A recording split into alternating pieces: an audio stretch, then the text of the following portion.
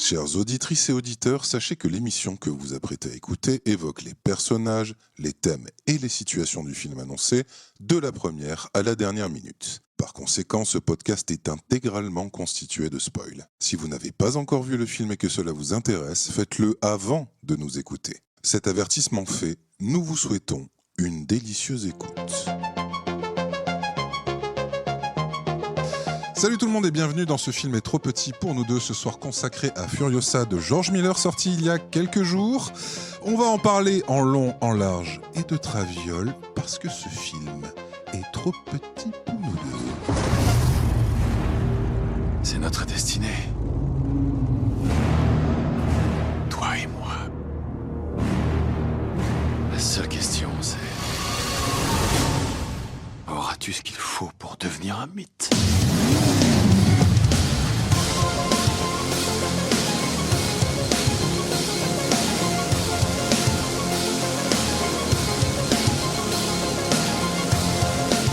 Salut tout le monde et bienvenue dans cet épisode spécial de Ce film est trop petit pour nous deux, aujourd'hui consacré à un film sorti il y a quelques jours au moment où nous enregistrons, à savoir Furiosa de l'immortel George Miller.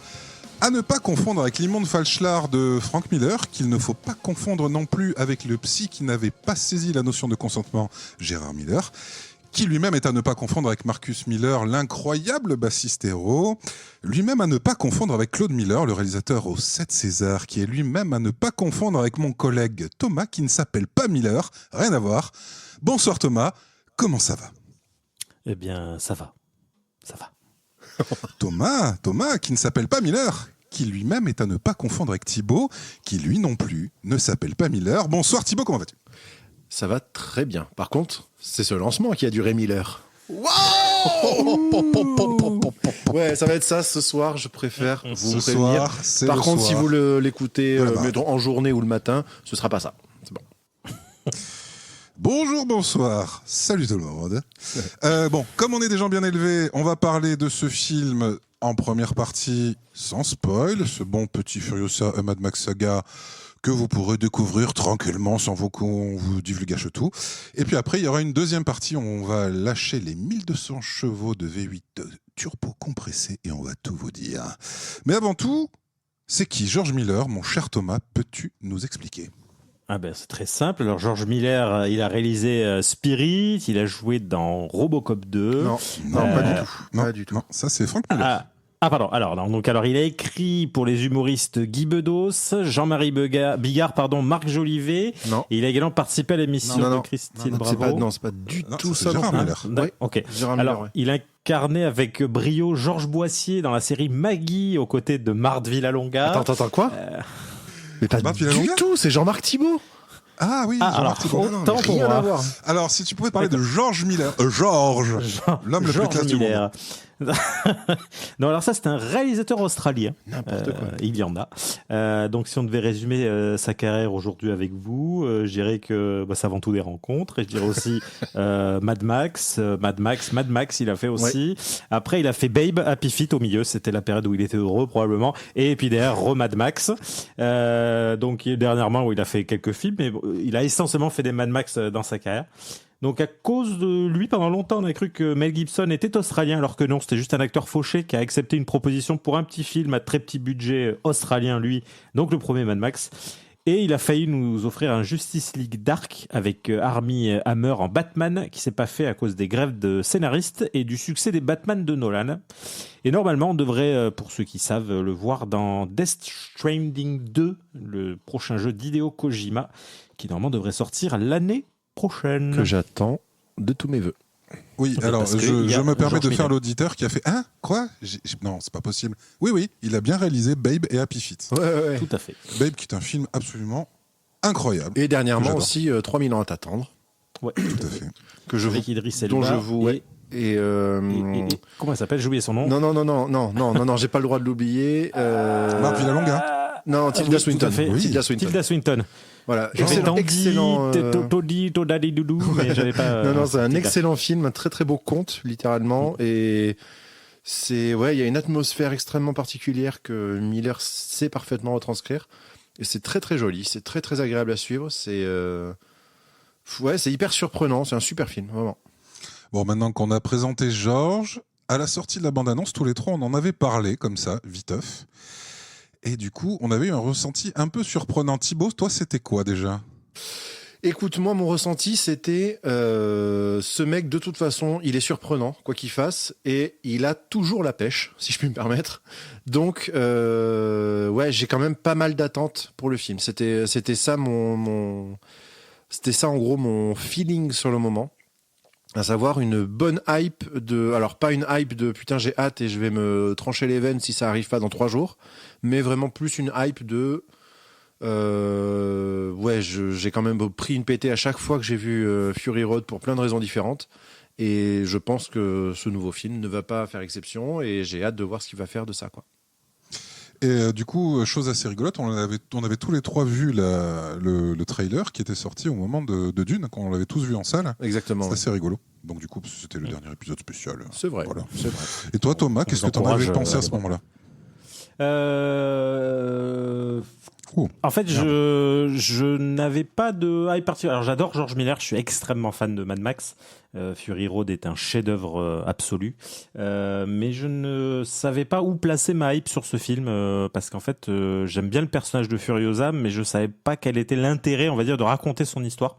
Donc, un peu comme Thibaut, en fait. C'était surtout de la curiosité en me disant qu'est-ce qu'il va encore pouvoir nous pondre. Voilà, là en plus, et je trouve ça cool que pour le coup il commence à exploiter pleinement le lore qu'il a créé, qui au final pour l'instant consiste à une route.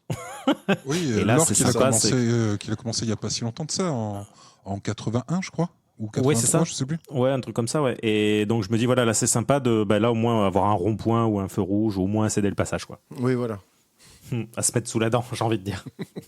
Un petit panneau de signalisation, une petite bafouille, quoi, quelque Mais chose. ouais, voilà, un foufou, un petit dodane, enfin rien d'exceptionnel, quoi. bien sûr. Voilà, un panneau attention Passage école. surélevé, Oui, voilà. Apparemment, t'aimes bien Mad Max, Thomas. Oui, Oui. je suis très très très fan. J'ai découvert ça, comme tout le monde en fait. Tu sais, quand on était petit, où on voyait des films qui n'étaient pas du tout pour notre âge. Donc j'ai découvert ça quand j'étais petit, et c'est un film que j'ai toujours beaucoup aimé. Et Fury Road en fait m'a procuré un sentiment de plénitude absolue. Et à chaque fois que je le revois, il me remet la même branlée. Je trouve que ce film est un incroyable chef-d'œuvre. Et toi, Thibaut, Ouais, moi je saga Mad Max voulais juste, avant qu'on enchaîne, avoir ton avis à toi, Bertrand, sur la bande-annonce, parce que tu nous as pas donné. Moi, c'était.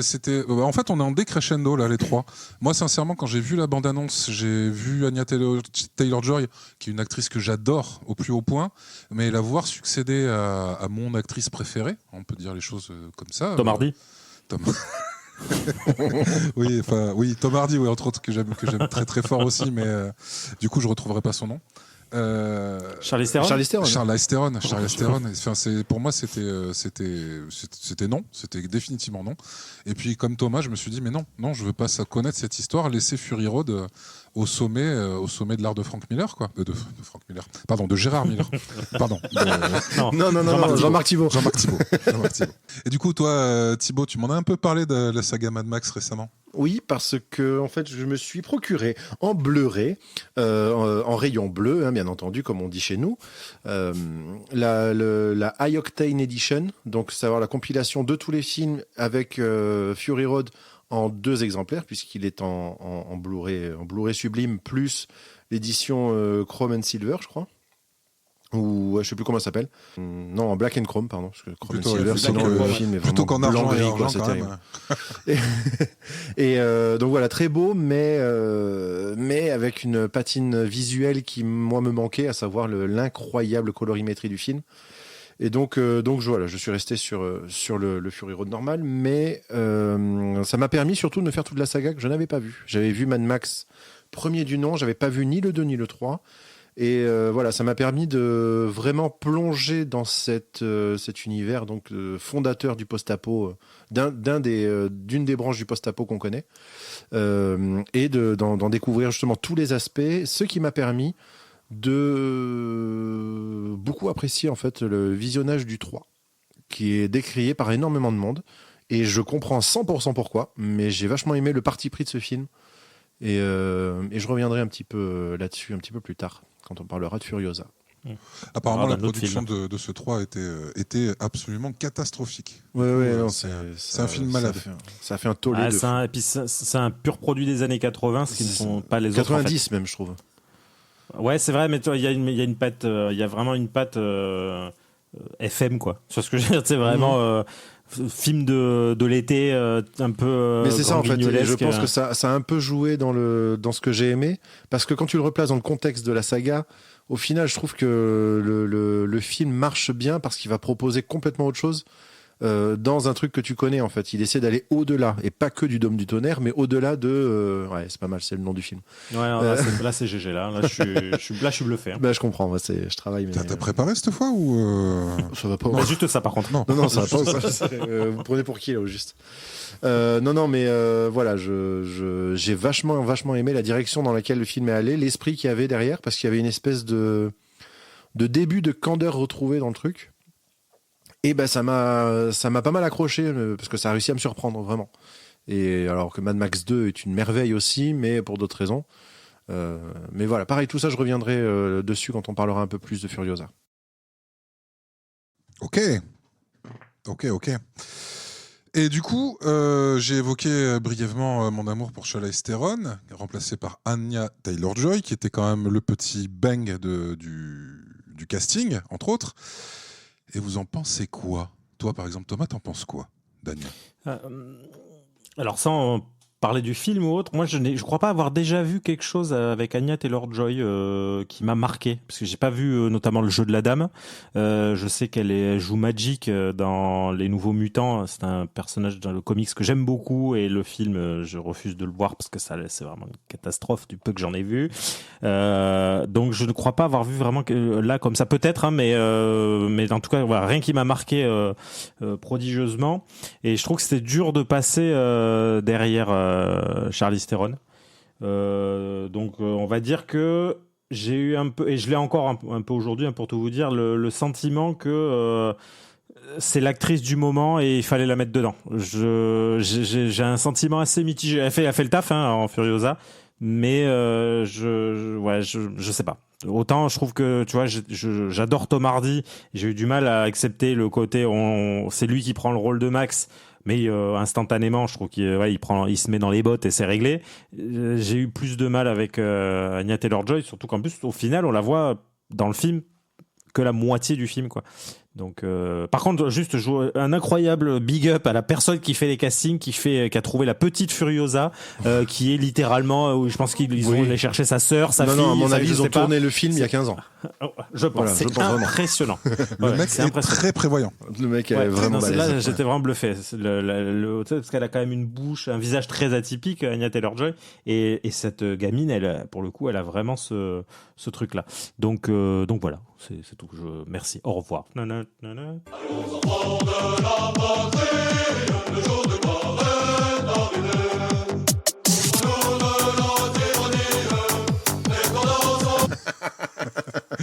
Et toi, Tibitib ?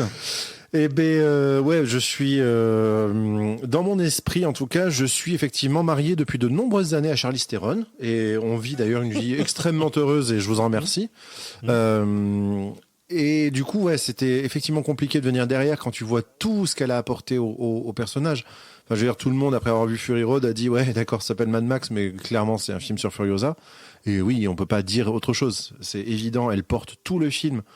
Elle est écrite à merveille et elle est incarnée à merveille, évidemment. C'est Charlize Theron, et je l'aime, et j'ai hâte de la retrouver dans mon palais mental. Mais pour le coup, Anya Taylor-Joy est une jeune actrice pour laquelle j'ai une affection sans borne. Je la trouve démentielle. Je l'avais justement vue dans Queen's Gambit, le jeu de la dame, donc bien sûr, pardon, je sais pas pourquoi je suis allé le dire en anglais. Parce que t'es américain, tu vas du Massachusetts. C'est vrai. C'était obligatoire pour les papiers avec Charlize. Donc, donc voilà. Parce qu'elle fait de la blanket. C'est ça, elle te fait une petite blanket. Une blanket.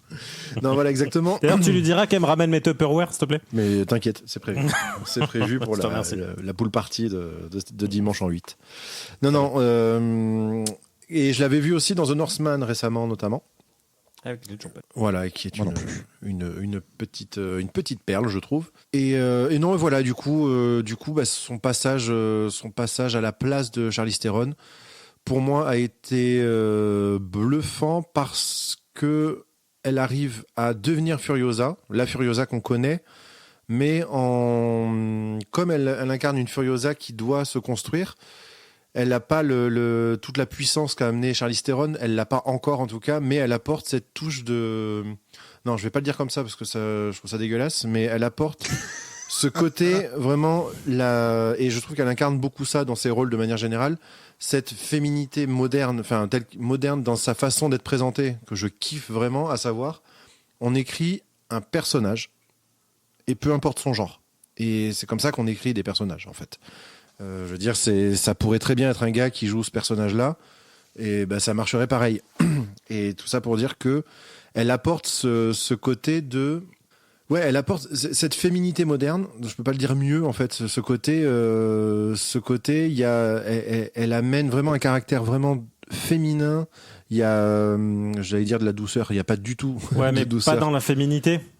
Ouais, voilà, mais c'est ça en fait. Comme une androgynie un peu à la Ripley peut-être de Sigourney Weaver. En fait, voilà, c'est un personnage personnage. qui m'évoque un peu une Ripley. Merci beaucoup parce que c'est tout à fait ça, à savoir un personnage Je qui suis d'accord avec toi. pourrait très très bien être écrit pour un gars et on ne changerait pas une ligne à son Complètement. écriture.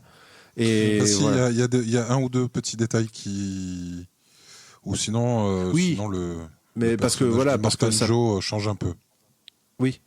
Oui, bien sûr. Oui, effectivement. Mais parce que ça fait aussi partie de son personnage. Là où ce que je dis peut être Non, je suis contredit, d'accord avec toi. ça fait vraiment clairement partie de son personnage d'être une femme, mais parce que c'est Elle n'est aussi pas le propos, définie par ça. mais elle n'est pas définie par ça. Pas par tout le monde et pas dans son parcours. Donc voilà, pardon, j'ai fait très long pour dire, pour essayer d'expliquer ça, en essayant de faire comprendre que c'est pas du tout du sexisme, au contraire. C'est le contraire absolu. Voilà. Oui, absolument, oui, tout à fait. Merci. Et toi, du coup, Bertrand, ton avis là-dessus? Bah, du coup, moi, c'est comme toi, je l'ai surtout découvert dans le jeu de la dame. Où, franchement, si vous n'avez pas vu, malheureusement, il y a beaucoup de gens, et Thomas, je sais que tu en fais partie, qui ont été, et j'ai failli en faire partie, qui ont été repoussés par le succès monstrueux de cette série. Tout le monde ne parlait que de ça. Mais en fait, souvent, quand les gens ne parlent que d'un truc comme ça, c'est qu'il y a une bonne raison. Et Ouais, cette c'est vrai. série est juste époustouflante. Vraiment. Et dedans, Anya Taylor-Joy est extrêmement humaine, touchante, elle est magnifique. Elle est extrêmement sensible et juste. Enfin, vraiment, elle était incroyable dedans. Mais après, voilà, ce que je vous ai dit tout à l'heure, moi, Charlize Theron en Furiosa, c'était sûrement une des plus belles incarnations d'actrices que je connaisse. Et donc, du coup, je ne voyais pas du tout, et j'étais comme toi, Thomas, autant la voir apparaître dans Dune, je me suis dit, waouh, merveilleux, parfait. Autant la voir en Furiosa, je me suis dit, non, pas du tout. C'est juste l'actrice avec la tête bizarre qu'on va employer pour un rôle bizarre. Et en fait, après, a posteriori, on en parlera un peu plus dans le détail. Et du coup, avant de commencer à spoiler, les copains, on va arrêter de tourner autour du pot. Est-ce que vous avez aimé? Est-ce que vous n'avez pas aimé? Thomas, qu'est-ce que tu nous en dis? Je suis... Oh là j'ai là, pas eu oh là là. j'ai pas eu le grand coup de poing dans la gueule qu'a pu représenter Fury Road et qui représente encore aujourd'hui. J'ai trouvé ça vraiment vraiment bien. Je trouve que c'est un super film, mais qui a des écueils, contrairement par exemple à un Fury Road. C'est-à-dire que Fury Road, j'ai beau y réfléchir, je l'ai revu il y a quelques jours, juste avant d'aller voir Furiosa, histoire d'être bien dans le mood. Je trouve que Fury Road a une... En fait, j'en ai parlé avec ma chérie en sortant du cinéma et je lui disais, je trouve que en fait Fury Road, c'est un déchaînement de violence. Puisque le film en fait t'en fout plein la gueule en permanence et en fait Furiosa c'est un tricotage de violence. En gros c'est de la violence mais qui est beaucoup plus diffuse et surtout je trouve que notamment le début, donc on en parlera plus après, mais notamment le début est un peu longué, il y a beaucoup de phases alors début. J'entends ce que je veux dire par là, c'est qu'il y a un peu plus de phases de discussion qui font que en fait alors est-ce que c'est au final c'est pas le truc de Mad Max en fait de parler on va dire, donc voilà. Après ce que j'ai trouvé génial par contre c'est cet arc narratif extrêmement long où tu comprends enfin on voit des choses qu'on n'avait pas vues, dont on entend parler, des choses comme ça, donc je dirais pas que j'ai été conquis au point d'un Fury Road, mais j'ai trouvé ça vraiment cool. Voilà. Et toi, Ah, là, Titi? c'est pas mal. Ouais. Eh bien, non, je plaisante. Non, j'ai passé un pur moment où je me suis dit putain, mais c'est de la boulimie ce film en fait, vraiment. Et ça peut constituer sa plus grande qualité comme l'un de ses grands défauts aussi, je pense. C'est un film boulimique en fait. Il t'en fout tout le temps dans le gosier, c'est incroyable. Même les moments plus calmes, ils sont blindés de tout un tas de choses. On en parlera tout à l'heure. Et par contre, en fait, je trouve que c'est un film qui m'a surpris dans la façon dont je trouve, il a du mal à trouver son ton. Il a du mal à trouver, je trouve, un petit peu par moment, en fait, il tente des trucs. Et moi, je suis toujours pour qu'on tente des trucs. Mais tu sais, je sais pas. Je sais pas si c'est dans le parti pris graphique qui amène une dose de kitsch qui est phénoménale. Au travers de Dementos. Comment ? Au travers du personnage de. Entre autres, ouais, et de puis Chris plein Hemsworth. d'effets visuels que j'ai trouvé étonnamment. J'allais dire pauvres, mais je pense que c'est volontaire en fait. Il y a des inserts que j'ai trouvé vraiment très étranges. Et en fait, en gros, pour résumer mon avis, je pense quand même que la façon dont je l'ai vécu, pour avoir fait un visionnage récent, je pense que Furiosa est à Fury Road ce que Mad Max 2 était à Mad Max. À savoir, on avait un film concept extrêmement fort d'un côté, et on a eu un film de développement beaucoup plus dense et beaucoup plus riche d'un autre côté. Les deux films sont pas totalement comparables, je trouve, parce qu'ils ont rien en commun dans l'intention qu'ils ont. Ouais. Et pourtant, l'un est un développement très très fort de l'autre. Thomas, tu voulais rajouter quelque chose ? Alors déjà, juste, oui, c'était un argument que je voulais avancer, mais que j'ai oublié, mais je suis entièrement d'accord avec toi. J'ai retrouvé exactement cette dualité Ouais. Mad Max 1 et Mad Max 2. Et par contre, j'ai vu ça et là que tout le monde chie sur les VFX. Moi, à aucun moment ça m'a choqué, d'une. J'ai jamais trouvé que c'était vilain. Effectivement, t'as des fois un peu des fonds verts de l'enfer du cul, mais j'ai un peu l'impression que c'est le lot de tous les films de maintenant, quels qu'ils soient. On est rentré dans une ère où c'est vrai que tu prends les films de début des années 2000 où tu prenais un Seigneur des Anneaux, un King Kong de Peter Jackson et autres, où c'était dingue incroyable. visuellement. Et là, on est dans une ère où je pense, en fait, il y en a tellement que les mecs suivent pas le rythme, quoi. Et on a l'exemple le meilleur dernièrement, c'est avec Flash, qui est quand même une catastrophe. Mais je trouve pas, en fait, je trouve que justement ces VFX qui par moment ont un peu de mal vont avec le ton du cinéma de George Miller. Déjà avec cette façon de filmer en 1.2. Où t'as beaucoup de moments qui sont très saccadés parce que c'est accéléré ou autre. Je trouve que le VFX un peu cheap, entre parenthèses, qui pour le coup n'est pas le cas, mais rajoute vraiment au propos du film et au cinéma de George Miller. Bertrand, toi qui t'as allumé un énorme spliff, qu'est-ce que tu C'est faux, hein, c'est faux. Oui, c'est entièrement faux. Non, mais sans spoiler, je suis complètement d'accord avec toi. Je suis complètement d'accord avec vous. Ce qu'il y a d'incroyable, je trouve, justement sur les VFX, c'est qu'il y a 2 fois, si je me rappelle bien, un plan où tu as la caméra qui part d'assez loin et qui se rapproche du personnage qui est au volant, dans une voiture arrêtée. Il y avait déjà ça dans Fury Road. Et clairement, dans les Mad Max. Dans les Mad Max, le plan est un peu kitsch, son truc, mais ça fait partie du truc. Ça aurait quasiment un côté Tarantino. Ouais. Et c'est pas gênant. Et après, je suis d'accord avec vous. Ce que je trouve vraiment incroyable dans ce film, c'est que tu attendrais une suite. C'est le même réalisateur qui est sur le projet depuis 43 ans, du coup. Et on pourrait s'attendre à de la redite ou quelque chose comme ça. Et ce qui est incroyable, c'est qu'il arrive à développer son univers et à faire un film complètement différent du précédent. Il crée une ambiance dans le même univers qui le complète, et on pourrait même quasiment penser que c'est un autre réalisateur, même s'il y a tous ces trucs dedans.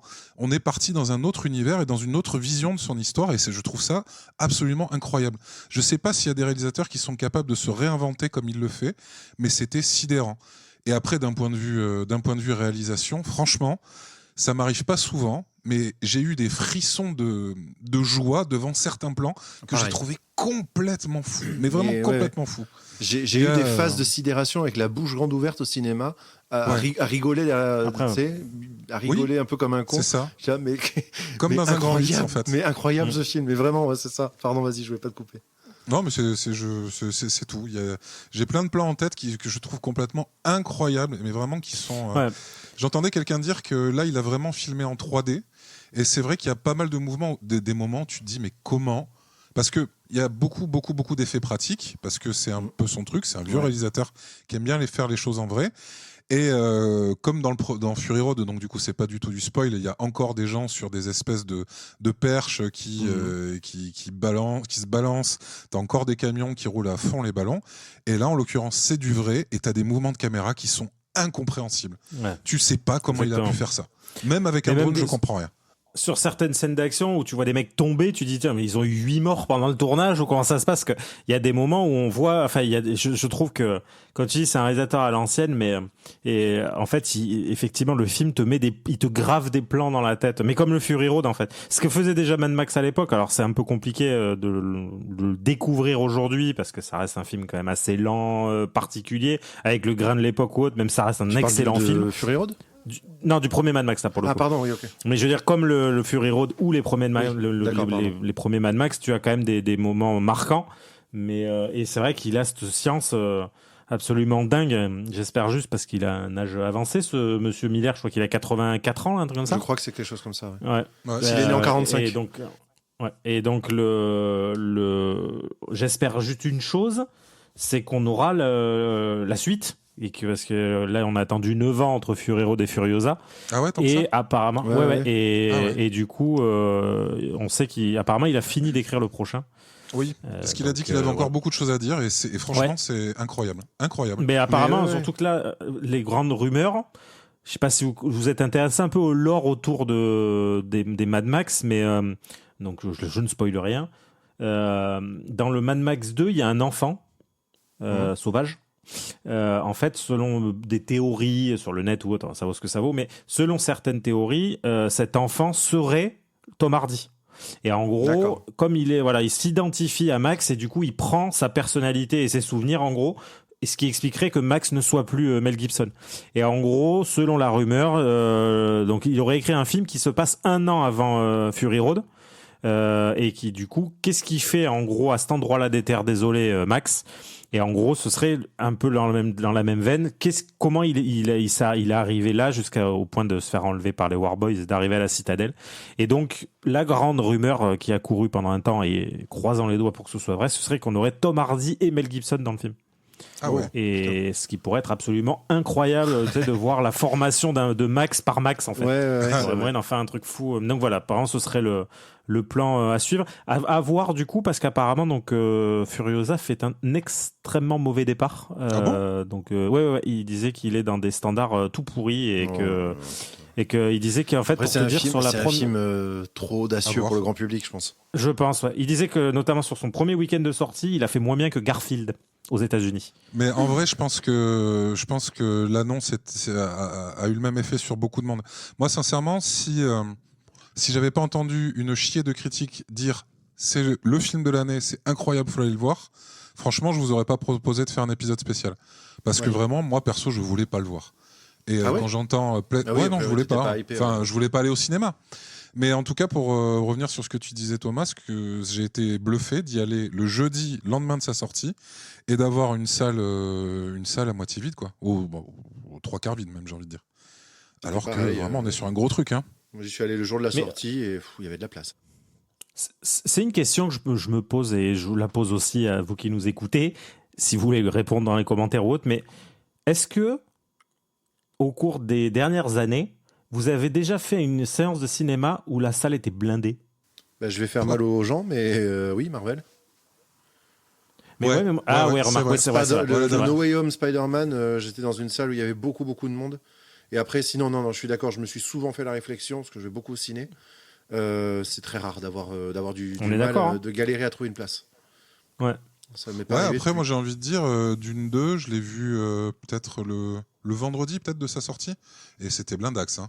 Et c'était en salle ice et tout. Ouais. Moi, j'y suis allé le vendredi de sa sortie, on devait être 15 dans la salle. Ah ouais?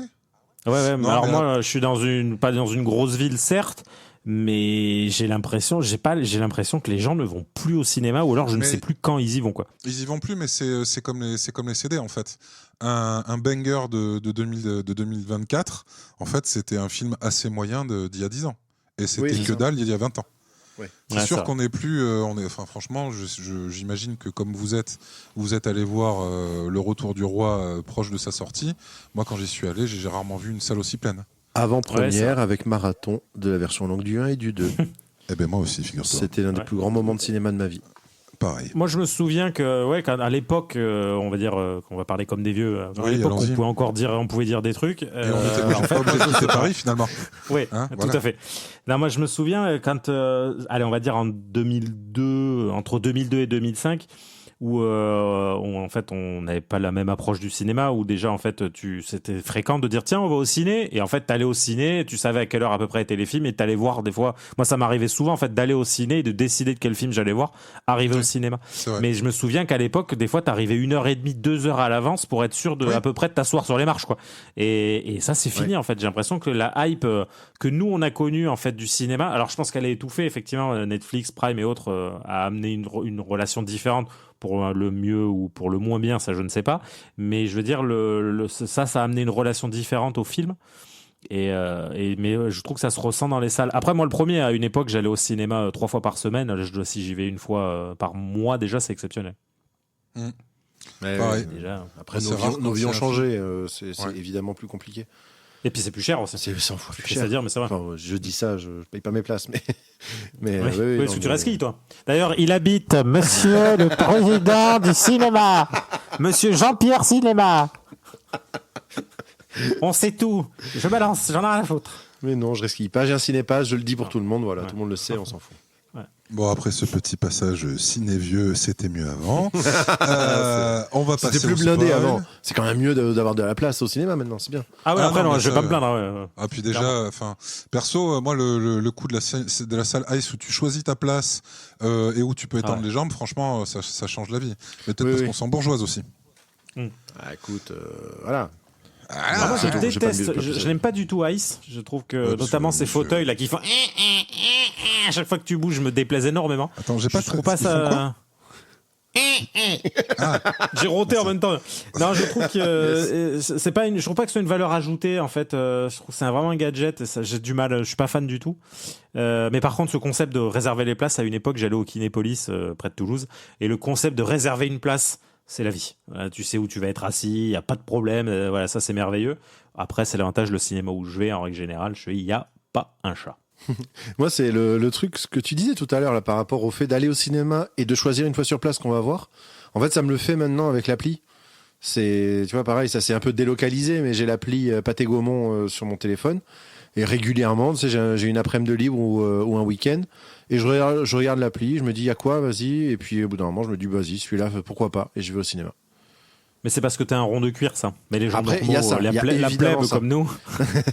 Non, mais je Les pense petites que gens. pour les gens qui ont, mettons, un pass, notamment ce genre de choses, à mon avis, c'est un truc assez commun maintenant et on retrouve ce truc-là. À l'époque, je pense qu'on peut se dire que presque tout le monde avait un pass. Et puis surtout, c'était le seul moyen de voir, c'est le seul moyen qu'on avait de voir les films, tout ça. Maintenant, malheureusement, il y a beaucoup d'autres moyens. Et donc, du coup, ça enlève un peu la hype, puisque j'ai l'impression qu'il y a, pour beaucoup de gens, le confort et le format de visionnage ne vont pas forcément trop peser dans la balance. La gratuité, Oui. va vrai. devenir prioritaire. C'est vrai. Clairement. Mais bon, après, soyons un peu positifs parce que apparemment, depuis 2-3 ans, tous les ans, les chiffres de Oui, fréquentation non, mais des ciné clairement. augmentent. Bien sûr. Donc du coup, on reprend l'habitude. Et d'ailleurs, on est à l'image de cette époque parce que finalement, les gens commencent à se réintéresser au cinéma. Oui, Et, tout à fait. et aux écrans, les salles sombres. Mais parce que aussi, il y a eu des efforts de fou faits dans les infrastructures de cinéma, des salles de cinéma. Quoi. C'est le niveau de confort. Je suis revenu dans un vieux cinéma dans lequel je vais plus depuis un moment. Ils sont encore restés un petit peu quelques années en arrière. Waouh, maintenant que je fréquente des cinémas pâtés, enfin les cinémas de Gaumont en l'occurrence, c'est impressionnant de voir le gap qu'il y a eu dans les cinés vraiment modernes. C'est ouf de voir le gap de confort qu'il y a dans les salles et de structure de salle et tout. Donc on Est-ce peut que tu veux dire dire que Ah putain, t'as un jeu de mots, Thomas? T'as un jeu de Non. mots. Je vois que t'as un jeu de mots. T'as un jeu de mots. Non, j'avais juste demandé si dans ce vieux cinéma il te servait encore des happy pop, mais voilà, il faut voir la ref. Ni même de popcorn non, baf qui sont pour moi la définition même du popcorn. On est d'accord. Et C'est du le seul cinéma, que j'aime. pour moi, Oui, non mais bien sûr. Et j'en ai acheté j'achète parce que des j'en baffes trouve en pour aller au magasin. cinéma. Alors On est d'accord. je le Moi, dis pour tout le monde, les popcorn baff existent à moins de 1 euro dans les magasins, les Oui, supermarchés. et vous pouvez les cacher dans votre soutien-gorge et rentrer avec au cinéma. De toute façon, personne vous fouille au cinéma. Ah oui, non, Moi, je c'est suis clair. d'une époque aussi où tu rentrais pas comme tu voulais. Ah non, voilà. Là, Ah, on les peut you-you plus avec rien leur dire. poulet rôti dans le sac. Bon, Serge parle de moi en disant ça, mais alors là, non. Je te vois tellement bouffer un poulet rôti dans la Ah oui, non, mais avec ma marmite de frites. Parce que j'ai 2 sacs Je l'ai de vu en sport. vrai, ça. Ouais, moi, je l'ai vu en vrai, des mecs se taper une énorme McDo, mais pendant le film, quoi, C'est avec un le truc bruit de des fou poches et furieux. tout, là, tu passes. Ah, ouais, Ouais. merveilleux. C'était cette période un peu étrange. Je sais pas si c'était bien, mais en tout cas, j'en garde de bons souvenirs de fêtes du cinéma où tu te tapais 5-6 films dans la journée. Ah ouais. Ah. C'était, ouais. Où bon, tu voyais quand même 4 merdes, mais bon, des fois Mais tu oui, voyais des mais- trucs ouf. Voir une merde, en Ouais, vrai, en fait. voir une merde au cinéma, franchement. Mm. C'est quand même Tu nettement l'appréhendes mieux que, différemment. voilà, que Ouais. de l'avoir autre part. Je l'apprends différemment. T'as Ouais, forcément tout à un fait. affect avec le film après, quoi. Mais Bref, bon, passons. on n'est pas là pour parler de vieux. Parce en que là, on fait, peut y est passer quand des même- heures, là. Oui, Oui, et oui, puis c'est on, déjà on le va cas. quitter Paris puisqu'on peut plus rien dire, rien à Ouais, foutre, en plus. voilà. Ça. Et puis voilà, et puis on va vous spoiler. Voilà, on va tout Voilà. vous spoiler, on va tout même. vous divulgacher parce qu'on est des gros dégueulasses. Dégueulasse. Dit-il en se mettant un énorme spliff encore. Hein. C'est terrible. Encore un gros spliff. Chers auditorices, c'est à partir de maintenant que nous allons spoiler comme des animaux. Donc va voir le film, profite, mange bien et reviens nous voir en suivant parce que là on va commencer à s'amuser bien comme il faut. Des bisous, je suis la voix. pas du tout, pardon. Maintenant, on peut dire tout ce qu'on veut. Thibaut, Ouais. qui ou quel personnage t'a le plus marqué dans ce casting? Ah, écoute, là vraiment, on a le choix. Alors, je vais faire le choix de la différence. C'est Bah non, simple. t'es le premier, t'es pas obligé.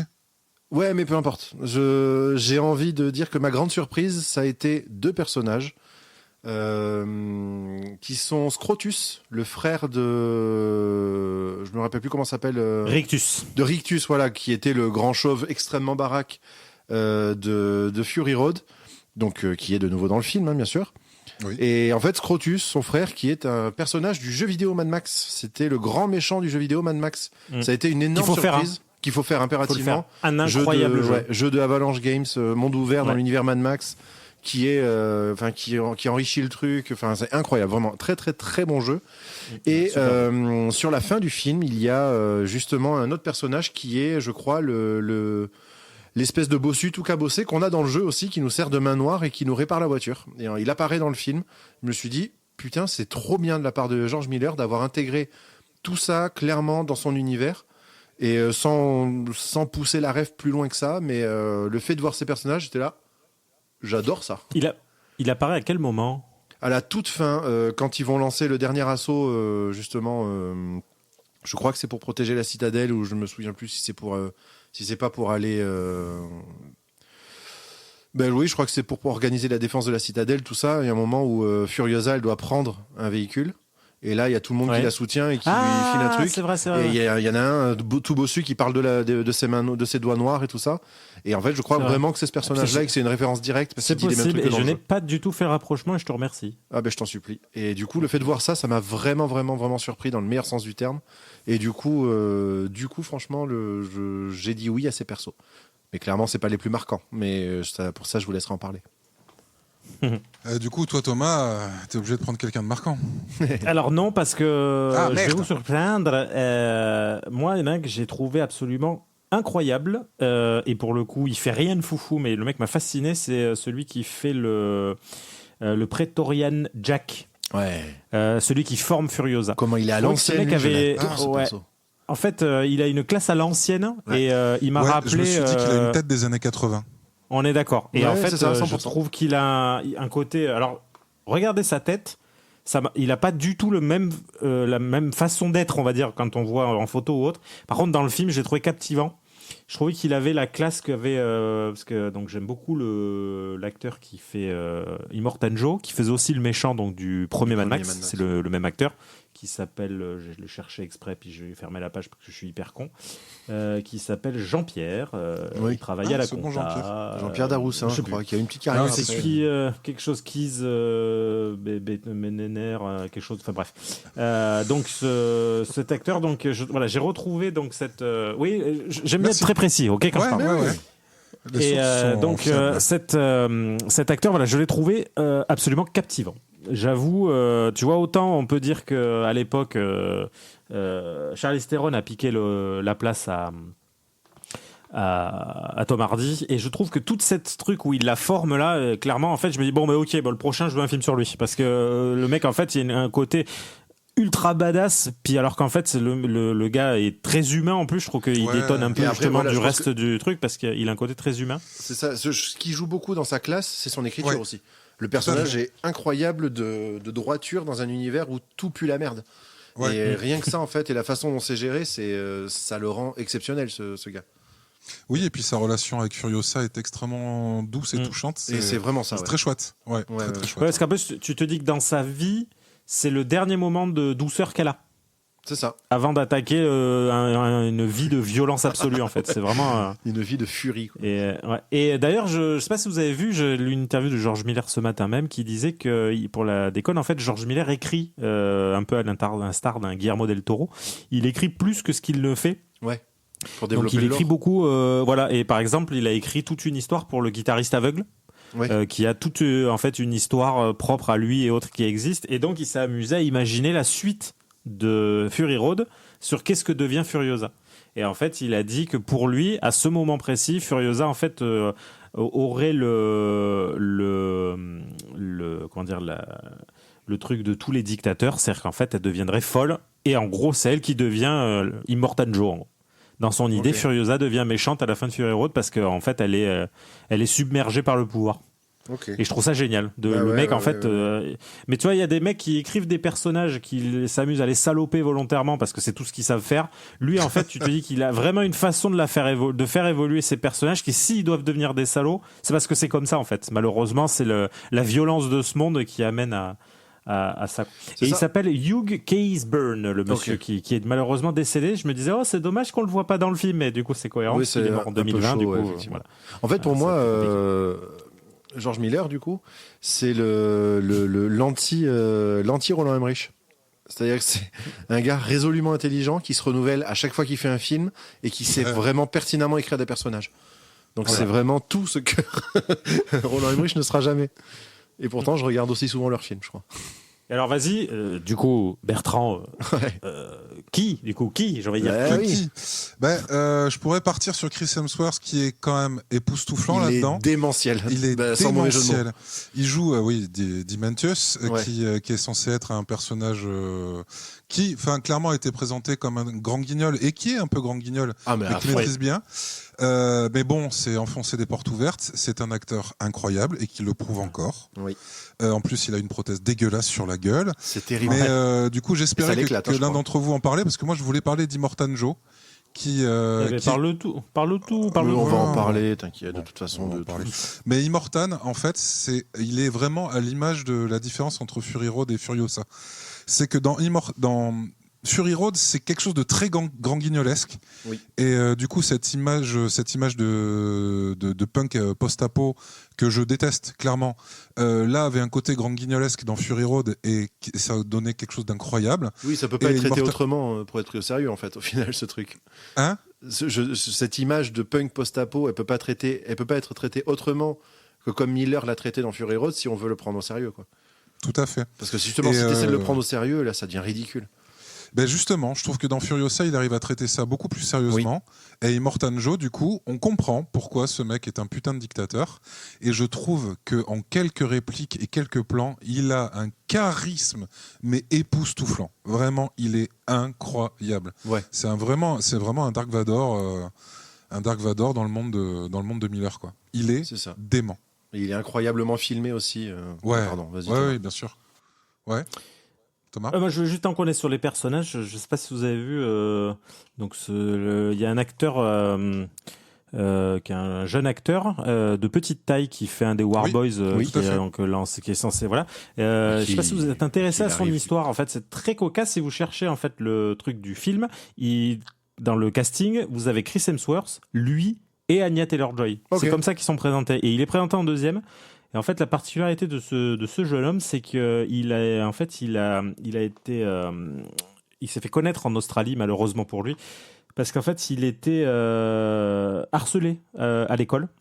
Et sa maman, en fait, a partagé une vidéo de lui qui est devenue virale, qui est revenue jusqu'à George Miller et qui, du coup, donc sa mère a fait ça dans le cadre du voilà ce que ça fait à mon fils de le harceler. Donc malheureusement, il est harcelé pour ça, parce qu'il est atteint de nanisme. Et donc, il y a eu un hashtag donc, qui est remonté donc, jusqu'à George Miller et qui, du coup, lui a proposé un rôle justement dans 3000 ans à t'attendre. Et en fait, il l'a trouvé tellement bon que, du coup, il a décidé de le rappeler pour Furiosa. Et du coup, il a un rôle un poil plus important. On le voit une vingtaine de minutes, je pense, dans le film, trentaine de minutes. Puis c'est plutôt chouette. Donc voilà. Ouais. Et je trouve que c'est très cool parce qu'au-delà, le mec, il a inventé la violence absolue, George Miller, mais apparemment, c'est un très très bon gars. Ouais, Donc, et voilà, je je pense qu'il faut le dire. Encore une fois, j'ai envie de parler de l'audace de Miller et du film. Il arrive à avoir l'intelligence de prendre donc cette personne qui a eu ce vécu et qui en a vraiment chié pour en faire un perso de son film à qui il donne la part belle sur un moment et qu'il arrive à tuer quand même. Oui, tout à fait. Et j'ai trouvé ça quand même, quand je connais maintenant cette histoire, je trouve ça assez couillu parce que je sais qu'il y en a beaucoup par consensualité qui auraient décidé d'en faire, tu vois, un ange de vertu qui aurait survécu à la fin. Ouais. Parce qu'il en a déjà bien chié dans la vie, mais bon, c'est un film, c'est un personnage, à mon avis, il s'est éclaté à le faire, et c'est une expérience qui est unique pour lui, et il sert le film merveilleusement, parce que le fait que ce personnage meure est déchirant, et donc voilà, bravo, quoi, encore une fois, vraiment. Et super anecdote, merci. Ouais, merci. Et du coup, Thomas, on connaît ta relation à la violence parce que t'es un bonhomme.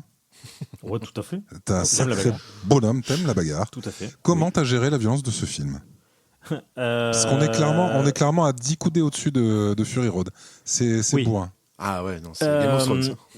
Mais mais correctement écrit. En fait, j'ai pas non, je trouve j'ai pas j'ai vu ce film donc avec ma fille parce que du coup pour l'anecdote, Bertrand m'a envoyé un message après l'avoir vu en me disant attention Thomas voilà.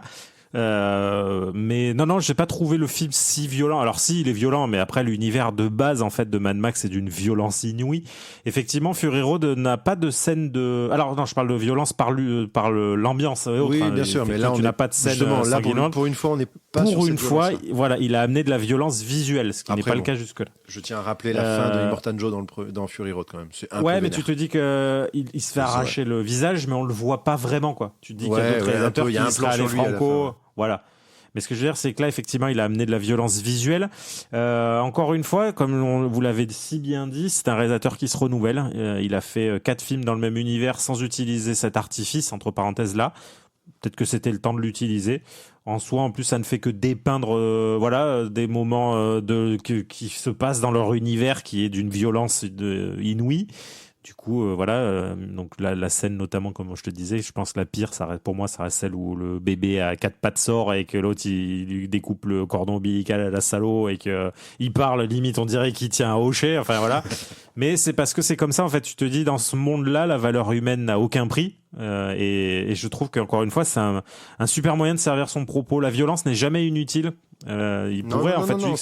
Si demain, quelqu'un prend et ça arrivera probablement, quelqu'un fait un nouveau Mad Max, il en fera probablement quelque chose d'un peu violent. Tu vois, je suis pas sûr que. Probablement qu'un nouveau réalisateur utilisera cette chose-là.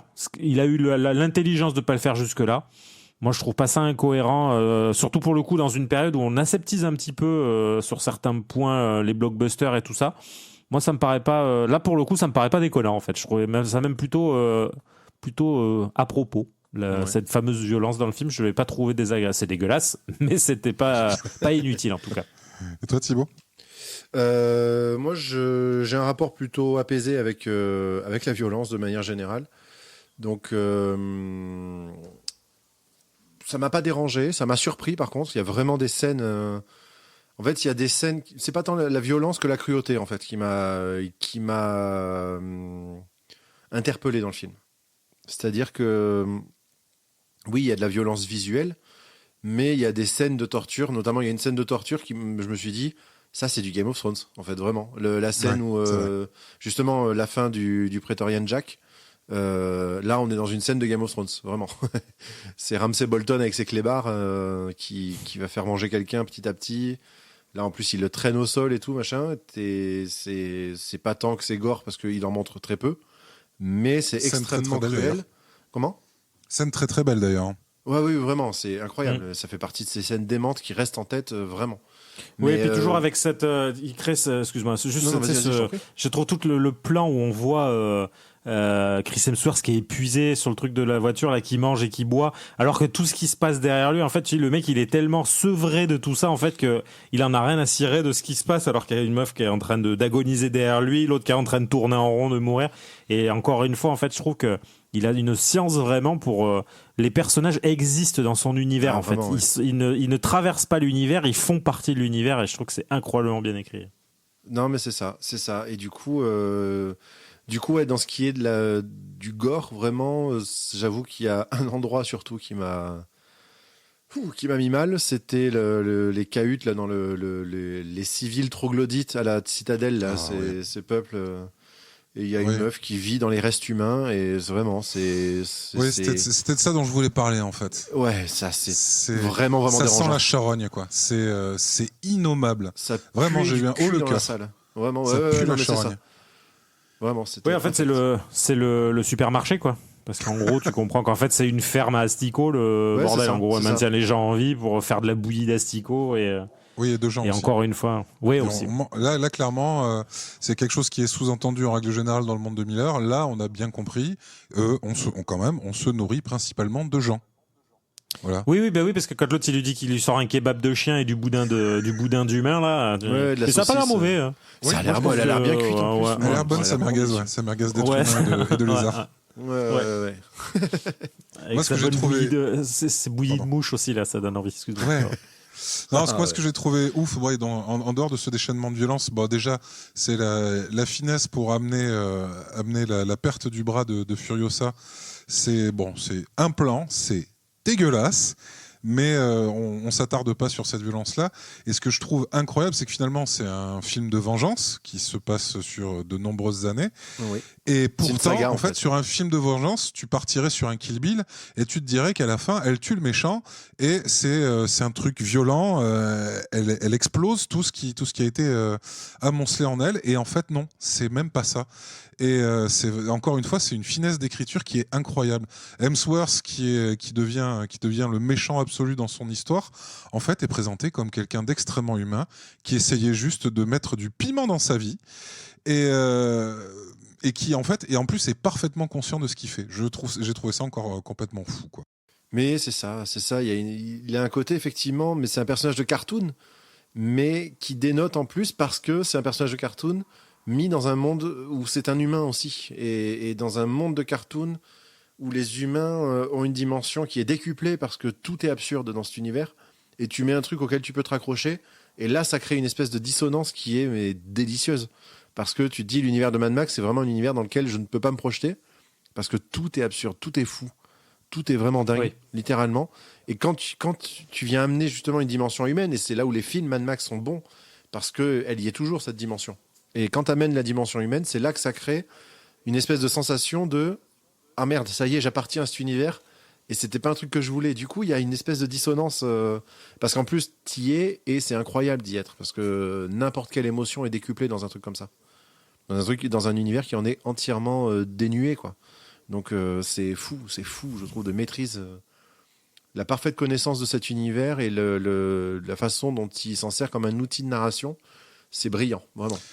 Il y a un autre truc qui m'a aussi énormément marqué, je sais pas si c'est votre cas, c'est l'ambiance sonore et la musique. Thomas, est-ce que ça... Oui. Alors déjà, en fait, quand le film s'est terminé, j'ai vu musique par Tom Holkenborg. Je me suis dit, bon, il faut que j'aille voir qui est ce monsieur. Et en fait, c'est Junkie XL, Oui, c'est ça. quelqu'un Ah, voilà, pour qui j'ai d'accord, un respect absolu.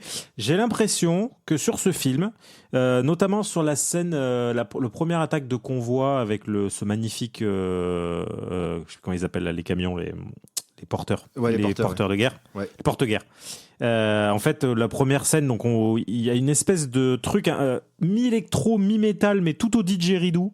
Ouais. Je me suis dit, musicalement, faut quand même être une bête pour réussir à faire ce son-là. J'ai trouvé le thème et autres de Fury Road incroyable. Je trouve que Furiosa, il est au top. Je crois que j'ai aimé à peu près toutes les BO de Genki XL, mais pour moi, sur Furiosa, il a dit, bon, mais monsieur Zimmer, vous pouvez y aller, la porte, elle est juste là. Je vais m'asseoir à votre bureau. Tu reprends Vous ton inquiétez truc pas. qui fait et tu te casses.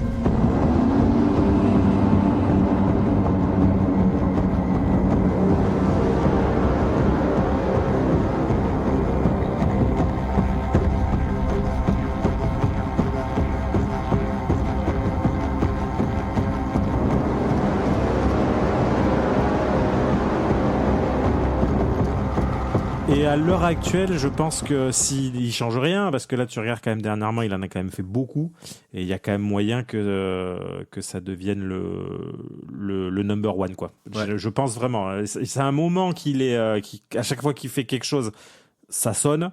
Et là, j'ai quand même là, pour moi, il a atteint vraiment la place de number one. Vraiment. La BO, je l'ai trouvé absolument dingue de bout en bout. Surtout que c'est un film qui parle peu, donc on a tout le temps de la musique et à aucun moment t'es saoulé à avoir un thème qui tourne en boucle ou autre. C'est tout le temps captivant. Puis la maîtrise de tous les instruments et tout. Enfin, donc moi, j'achète. Et toi, Thibaut, t'achètes ? Ah, j'achète à 100%. Je ne peux que souscrire à ce qui vient d'être dit, vraiment. J'ai pas grand-chose à rajouter, à vrai dire. C'est juste que régulièrement pendant le film, et ça m'arrive vraiment très peu ces dernières années, pendant le film, j'étais là, oh mon Dieu, la musique, oh mon Dieu, l'ambiance, oh l'atmosphère. Et clairement, je savais que la musique était un tronc extrêmement solide pour définir justement l'atmosphère qui était en train de me faire kiffer. Et c'est le film qui est rythmé de cette manière. Et qui fait qu'en plus, j'ai pu prendre le temps d'apprécier la musique pendant qu'elle arrivait, pendant que le film se déroulait, sans rien perdre de ce qui se passait, au contraire. Enfin, c'était exceptionnel. Et en plus, il y a des rappels, justement, à certains thèmes du premier film, quand il y a des éléments de Fury Road qui reviennent, en fait, du coup, tout simplement, notamment les attaques des War Boys et compagnie, qui donnaient lieu peut-être à la musique la plus furieuse, justement, de Fury Road. Et là, on la réentend venir, et en plus, bon... Petite digression perso, Thomas, qui ne te sera pas étrangère, il y a quelques années, j'ai créé un univers de jeu de rôle sur table, un jeu de rôle papier, dont Thomas et un autre ami ont été les bêta-testeurs, on va dire. C'était super, et ça se passait dans un univers à la Mad Max où les personnages avaient des super pouvoirs. Parce que j'avais une commande, un RPG dans un univers Mad Max ou dans un univers super-héros. Ok, bougez pas. Et bref, donc j'avais fait un petit truc. Et depuis, du coup, la partie qu'on avait faite à l'époque, qui était super, j'ai pu reprendre le jeu, etc. Et en fait, dans les musiques que j'utilise d'ambiance, il y a ce thème qui s'appelle... je me rappelle même plus. Hein. Mais, De quoi ça ? Brothers in Arms, ça s'appelle, je crois.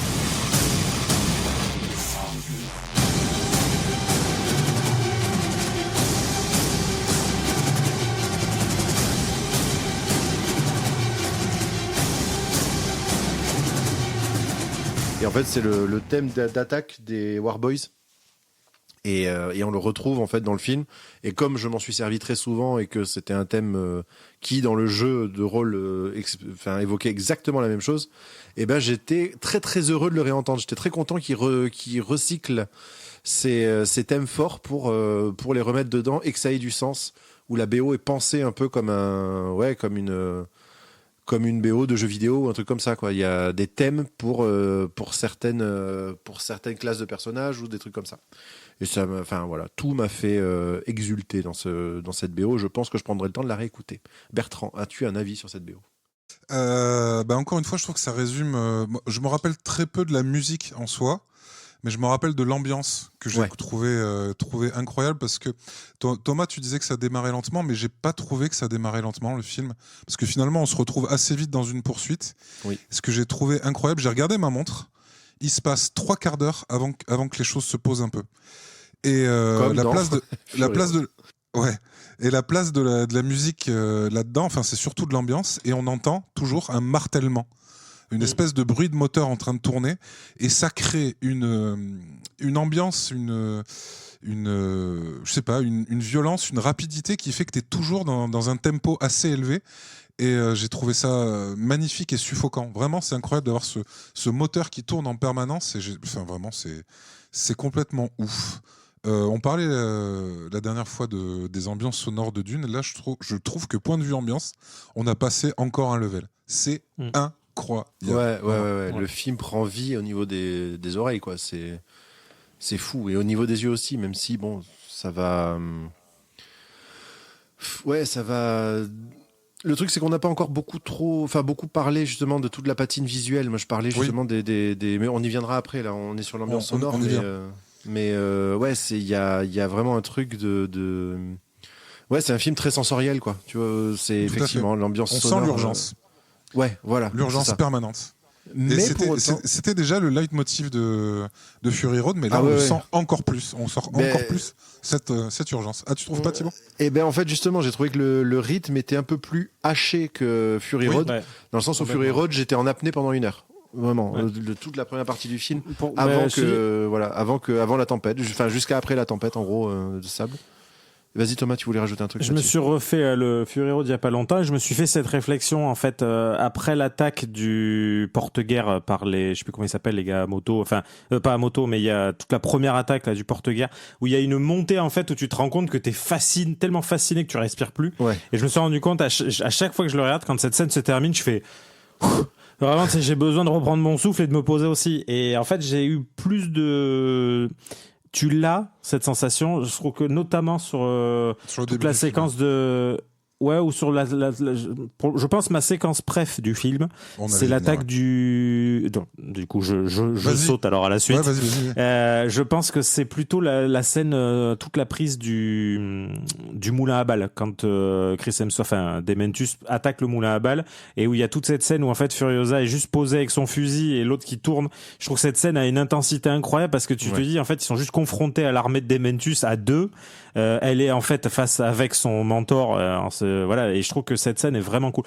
Concrètement, les scènes d'attaque et autres sont, encore une fois, comme vous disiez, il a réussi à renouveler, notamment l'attaque du porte-guerre. En fait, ça aurait pu facilement être une redite de ce qu'on voit dans Fury Road, mais non. En fait, il retourne chercher ces trucs, cette espèce de kink, je sais pas ce qu'il a avec comment on appelle les trucs pour voler là. Merde, j'ai un trou. Ah oui, les deltaplanes en gros. Ouais, c'est pas un ULM, mais tu dis deltaplane. Deltaplane, voilà, merci. Je trouve ça génial en fait. En fait, dans cet univers-là, les mecs, ils utilisent, en fait, ils savent utiliser le vent et tout, donc ils l'utilisent. Ouais, et qui était très présent aussi dans le 3, je crois, dans Mad Max 3. Ouais, qui s'en sert dans le 3. Ouais, c'est dans le 3. Ouais, l'ULM, je crois que c'est dans le 3. C'est l'ULM dans le 3 et le deltaplane dans le 2. Il y a un truc, je sais pas ce qu'il y avait déjà un deltaplane. Alors c'est dans le 2 avec cet acteur australien qui a un visage très particulier, là, très très long, là, qui se déplace en ULM. Je crois que c'était dans le 2. C'était dans le 2 auquel je pensais alors. Et voilà. Et après, peut-être que je dis une connerie, je suis pas sûr du tout. Ouais, mais enfin voilà, je trouve que mais il y a encore plein de scènes mémorables, mais cette scène-là en particulier. Et pareil, j'ai lu une critique sur le fait qu'il ellipsait la guerre des 40 jours. J'ai trouvé ça incroyable comme idée. Ouais. Que en fait, on soit pas sur une scène d'une violence gratos qui se barre, voilà, que t'aies 40 minutes de bagarre qui servent à rien. Là pour le coup, il y aurait eu de la redite. Ben non. Encore une fois, ils se renouvellent. En tout cas, les 2 derniers commencent par cette espèce d'aspect un peu reportage. Et là, ça reprend à ce moment-là, en fait. Tu vois, on t'explique la guerre des 40 jours, ce que ça a amené, la façon dont c'est filmé. Je trouve que c'est une idée incroyable de l'avoir fait comme ça. Ouais. Comme les gens, on en parlait dans l'épisode de Dune 2, comme les gens reprochaient à la fin de Dune 2 de ne pas avoir une scène de baston épique. Non, elle l'est, mais à sa manière. Voilà. Et là, en fait, c'est la même.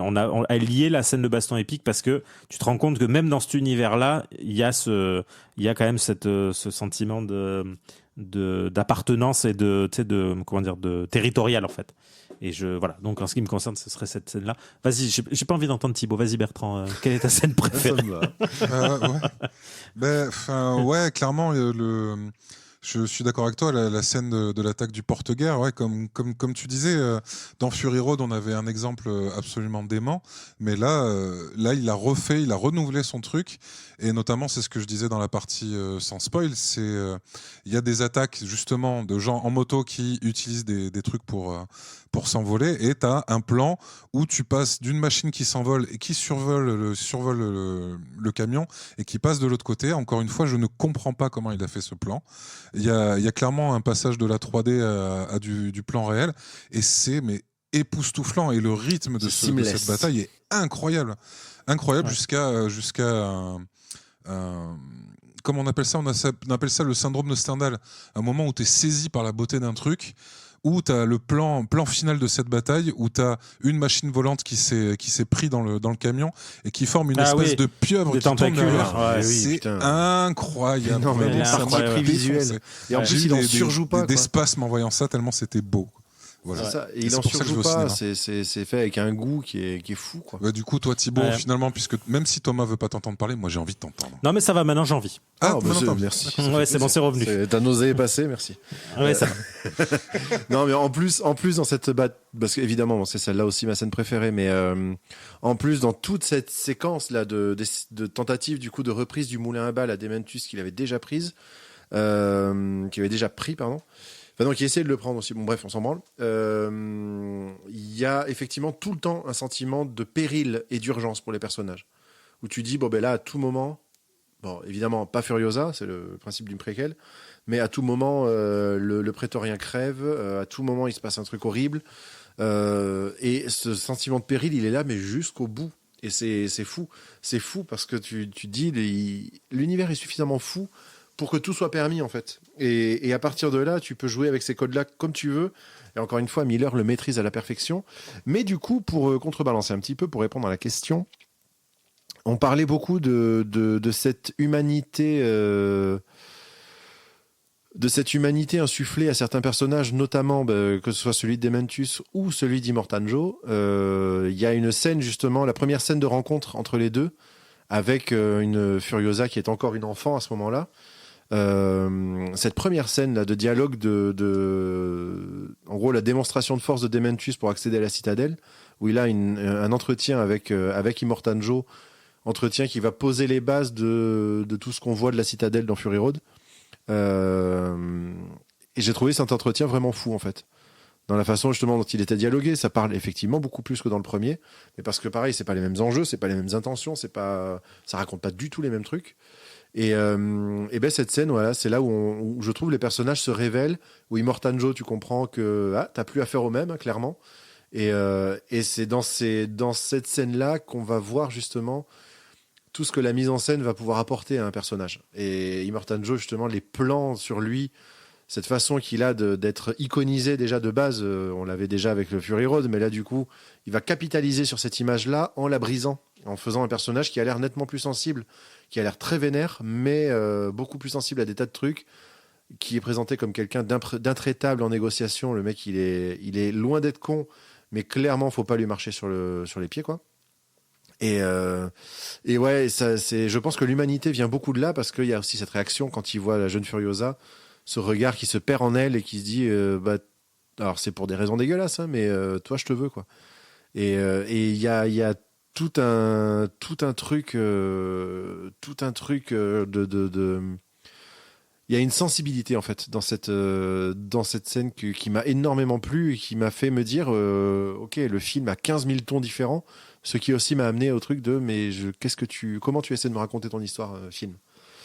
Donc voilà. Ouais, c'est vrai que dans cette scène, tu as une opposition entre Immortanjo qui est incroyablement sérieux, qui est beaucoup plus sérieux que dans Fury Road, et en face Dementus qui joue le gogol, qui joue quasiment un comic relief, mais c'est ça. Pas tant, en fait. Pas que, en fait. Pas que. Ouais, c'est ça. C'est un benet, mais qui sait ce qu'il fait là, quoi. Exactement, qui sait ce qu'il fait, ouais. Avec je pense que c'est la petite Furiosa qui est au milieu et qu'on attendait. Et en plus, c'est rigolo parce qu'il crée une espèce de relation de filiation qui est dégueulasse entre Dementus et Furiosa. Ouais. et qui ne mène nulle part parce que finalement elle choisit de rester à la citadelle, mais enfin ça crée une relation étrange entre ces trois personnages qui est pas clairement malsaine, hein. Ah bah oui, mais tout l'est dans le film en fait, tout l'est dans cet univers. Tout est malsain. Oui, après c'est le principe de Mad C'est Max. ça, hein. c'est le principe du truc, donc oui, c'est cohérent. Voilà, c'est comme un film qui parle de merguez d'êtres humains, voilà. Et de kebab de chien. Et de kebab de chien. Mais pardon, parce que ma remarque t'a coupé au milieu d'une phrase. Moi, je voulais juste dire, je pense que c'est le rôle qui est échu désormais à Chris Hemsworth, en fait, de ce rôle du benet un peu costaud, qui est capable de bien plus, je pense. Tu vois, il lui manque probablement. Je prendrai toujours cet exemple, et Thibaut, il sera d'accord avec moi, de Southland Tales. Ce jour où on a découvert que The Rock était bien plus qu'un catcheur, en fait. Ouais. Et si vous n'avez pas vu Southland Tales, c'est dur à regarder, mais voyez-le parce que c'est vraiment bien. Et en fait, on s'est dit, ah merde, en fait, The Rock est capable de faire autre chose. Et au final, ça lui a pas servi tant que ça, parce que bon, maintenant, il joue juste le mec dans la jungle avec une chemise marron. Oui. Mais je pense que Chris Hemsworth est capable de plus. Et il le prouve là dans Furiosa. Mais je pense malheureusement, c'est un rôle qui, voilà, depuis Thor 3, tout le monde va se dire, ah bah tiens, il est rigolo. Et effectivement, il est rigolo, Chris Hemsworth, mais peut-être qu'il est capable de plus. Après, il avait fait Spider, je sais pas quoi, je sais pas ce que ça vaut. Pas grand-chose. Et à l'époque, Pardon? Pas grand-chose. Ouais, Ça ouais. vaut pas grand-chose. Et il avait fait les Tyler Rake qui sont des catastrophes, c'est très mauvais. Et il avait fait aussi Hacker de Michael Mann que j'ai vu et que j'ai instantanément oublié. Donc Oui, c'est qui pas méritait bon plus, signe. ouais. Ouais, voilà. Mais au final, pour revenir sur ce Chris Hemsworth là, donc du coup, vous avez vu le film en VF tous les deux? Non, mais en fait, je ne m'étais pas rendu compte que j'avais choisi une séance en VO. J'ai été extrêmement surpris. Ouais. Je trouvais ça trop cool qu'à 19h30, il passe un film en VO au CGR, mais j'aurais préféré le voir en VF. Même si, heureusement, il n'y a pas beaucoup de dialogue, et sur un film à grand spectacle, c'est cool de ne pas bloquer sur des dialogues, surtout sur un grand écran. Mais la voix d'Hemsworth, c'est assez drôle. Mais c'est ça, en fait, c'est là où j'allais en venir. Il a un jeu sur sa voix qui est fou. Mais c'est dingue. Déjà, rien que là-dedans, dans son interprétation, dans la voix qu'il donne à son perso, j'ai trouvé ça vraiment fou. Il a une espèce de voix chelou. Chelou. Nasillarde, mais parce que ça va aussi avec l'infâme pif qu'ils lui ont foutu, quoi. Mais ouais, il joue et ça lui donne un côté vraiment Mad Max 2, quoi. Je trouve que c'est un perso de Mad Max 2, en fait, ce gars. Et c'est là où, pour moi, c'est pour ça que je faisais ce lien aussi, en partie, en disant que ce Furiosa, c'est le Mad Max 2 de Fury Road. Et après, je pense qu'en plus, il a dû peut-être en profiter aussi, pour une fois qu'il jouait chez lui, dans son pays, de peut-être pas de pas essayer de masquer son accent. Ah là, même au contraire, hein, là, il y va, mais à fond de ça, je pense que là, il s'est fait plaisir, en fait. À fond, Ouais, un petit détail que je pense que j'analyserai un petit peu mieux en revoyant le film, mais il y a tout un truc sur sa cape, c'est assez marrant. Oui, la première scène où on le voit, il est en mode... C'est un rideau de douche, ouais. Ouais, c'est un rideau de douche, oui, c'est vrai. Un beau petit rideau de douche. Dans la première scène où on le voit, il est de dos, il a une espèce de voile blanc, marial. Après, il y a une espèce d'explosion de peinture rouge et sa cape devient rouge. Puis après, elle devient noire de fumée. Et il y a toute une évolution sur sa cape qui est assez rigolote. Je sais pas exactement ce qu'ils ont voulu en faire, mais ça a l'air d'être assez fin. Mais ce qui est drôle en plus, c'est que ça fait évoluer le personnage. Je sais pas si t'as percuté. Oui, donc au début, il se fait appeler donc Dementus, je sais plus quoi. Quand c'est au moment où il a ce tir de fusée, en fait, il se fait appeler Dementus le Rouge. Ouais. À partir du moment où en fait, il se fait arracher son gilet et les tétons par la même occasion, il rechange de nom. En fait, c'est le mec qui change de nom. Dès qu'il lui arrive quelque chose, il décide d'un nouveau nom. Je trouve ça génial, en fait, le personnage, l'évolution. Mais en fait, c'est ça, parce que ce personnage, trop cool. Ce personnage, et d'ailleurs, ça me permettra d'aborder un autre tout petit point. Je pense qu'il se définit par sa volonté d'immortalité. Et c'est là aussi où j'ai envie de dire, dans ce film-là encore, mais plus que dans d'autres films, c'est très dommage de voir la bande-annonce avant, parce que ça révèle beaucoup de choses. Il y a des plans que j'ai attendu de voir pendant tout le film, notamment une remarque sur laquelle se termine la bande-annonce. La vraie question, c'est: est-ce que tu es prête à devenir une légende ? Et lui, clairement, c'est son objectif pendant tout le film. Il passe son temps à essayer de se faire nommer comme les grands rois, comme tous ces grands personnages. Et sa cape, c'est ça. C'est vraiment la cape d'un grand monarque, en fait. C'est ce qu'il voudrait être. C'est une espèce de... Mais en fait, son char de merde. Ouais, mais voilà. Ah, mais c'est ça, c'est J'adore son incroyable. véhicule. Non, Il est mais trop oui, classe. oui. L'idée, On est elle encore est sur une exceptionnelle. trouvaille, Ouais. mais démentielle.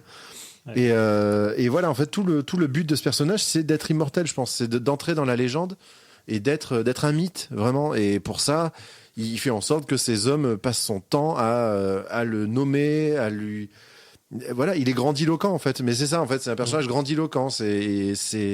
Je sais pas, quoi. Il a ce côté vraiment, vraiment fou il est superbe, en fait, tu vois. Il est fantastique, ce mec. Mais parce que dans tous les sens du terme. Et voilà, en fait, ces hommes, il veut tout le temps être défini, genre, maintenant, on va m'appeler, voilà, Dementus the Great, tu vois, le grand Dementus. Parce que, voilà, je suis dans cette phase de mon épopée, de ma saga, où, voilà, j'ai pris la citadelle, où j'ai pris le moulin, je sais pas quoi. Ouais, non, mais je sais même plus si c'était ce lieu-là. Bref, il y a un moment où voilà, il demande à se faire appeler. C'est lui qui exige qu'on l'appelle Dementus the Great. Parce qu'en fait, on tu te l'appelle rends comme ça. compte, comme tu dis, ouais, son seul et unique objectif, en fait, c'est d'exister dans cet univers-là, en fait. D'exister en Parce étant plus grand que les autres. Quoi. Ouais, voilà, c'est ça. Et au final, ce que tu te dis, il a une armée de bikers, mais au final, voilà, c'est ni plus ni moins que ce que fait Immortan Joe. Sauf que Immortan Joe le fait par son charisme et par sa façon d'être un tyran. Lui, il le fait justement, comme tu dis, par cette façon de dire aux autres, maintenant je suis ici, maintenant je suis ça, en fait. Et lui, en fait, écrit sa légende tout seul.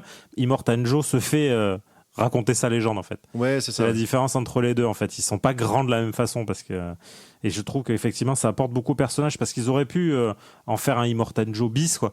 Un mec un peu vénère, badass, et puis voilà. Et non, justement, ils sont encore une fois, il allait chercher quelque chose de différent. Non, c'est clairement un Je trouve enfant, en que fait, c'est- dans le film. C'est un enfant, c'est un enfant ça. qui Oui, s'est pris d'où un le- rideau de douche pour en faire une grande cape.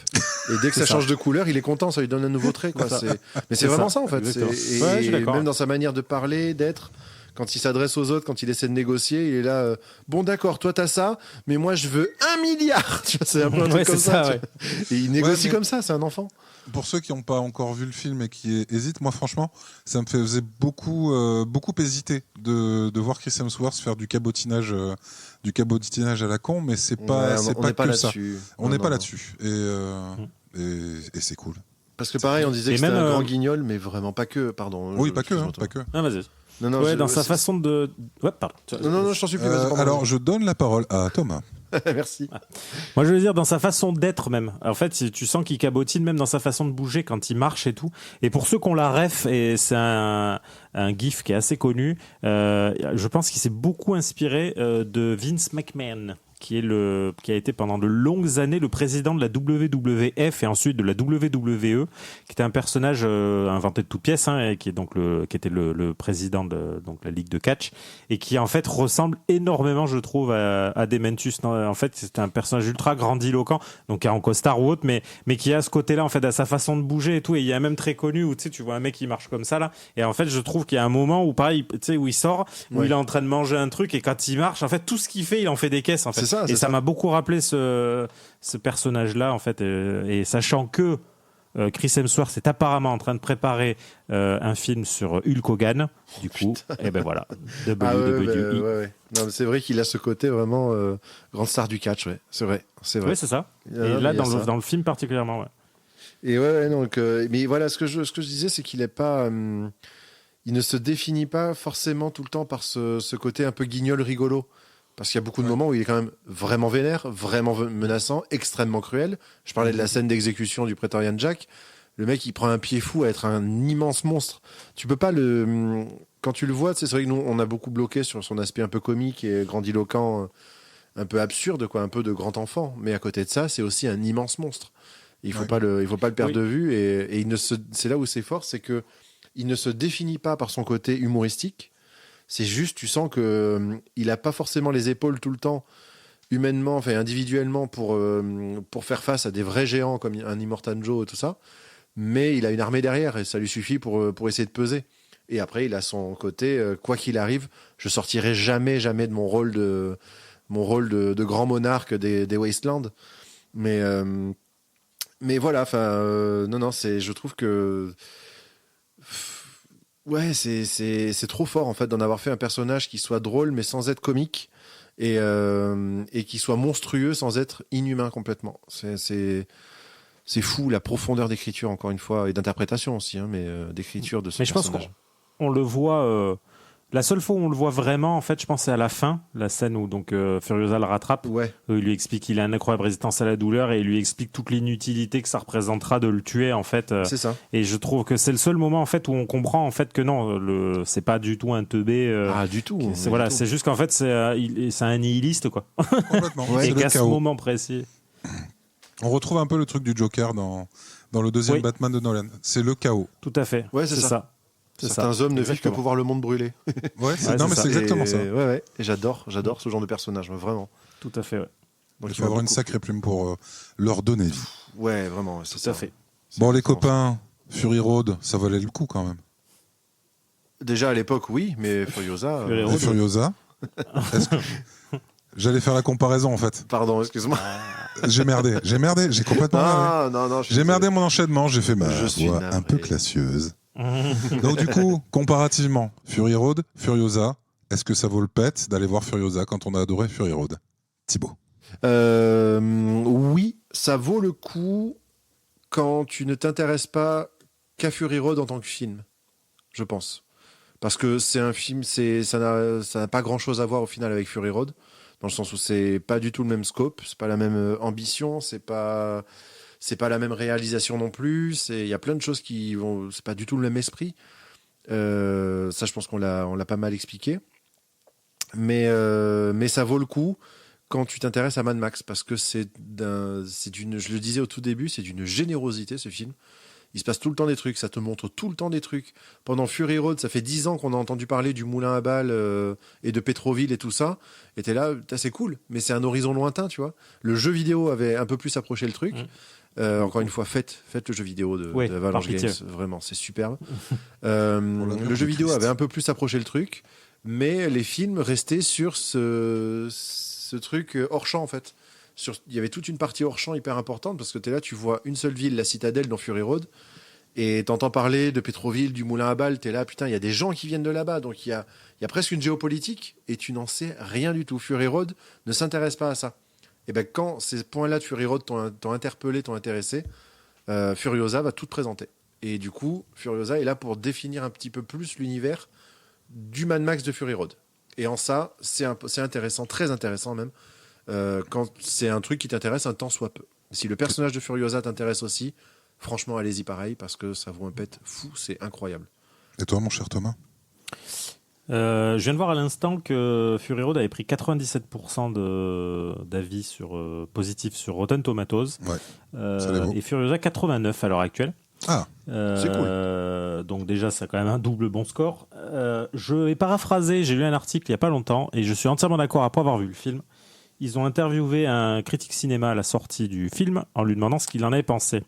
Il est arrivé en disant comment il va faire mieux et il est sorti en disant il n'a pas réussi à faire mieux, il a réussi à faire différent. Et je trouve que c'est exactement ça en fait. Il a fait le même film mais totalement différent. Et je trouve que rien que pour ça, ça vaut le coup parce que le lore de Mad Max est un lore extrêmement intelligent.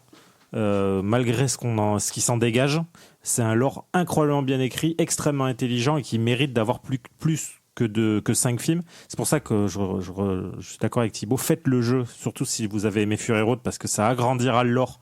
Et le jeu en lui-même, en plus, c'est vraiment, vraiment bien. Le gameplay et autres. Et visuellement, il a pas trop vieilli. Il est encore largement faisable aujourd'hui, sans aucun problème. Ah oui. Donc, voilà. Si vous vous intéressez au lore, franchement, il faut...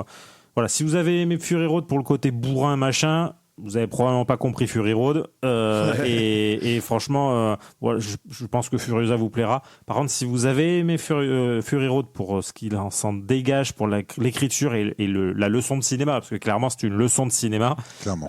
Il faut voir Furiosa parce qu'il prouve qu'on peut faire une leçon à chaque fois. Donc voilà, je dirais si Fury Road est un 10 sur 10, Furiosa est un 9,99 sur 10.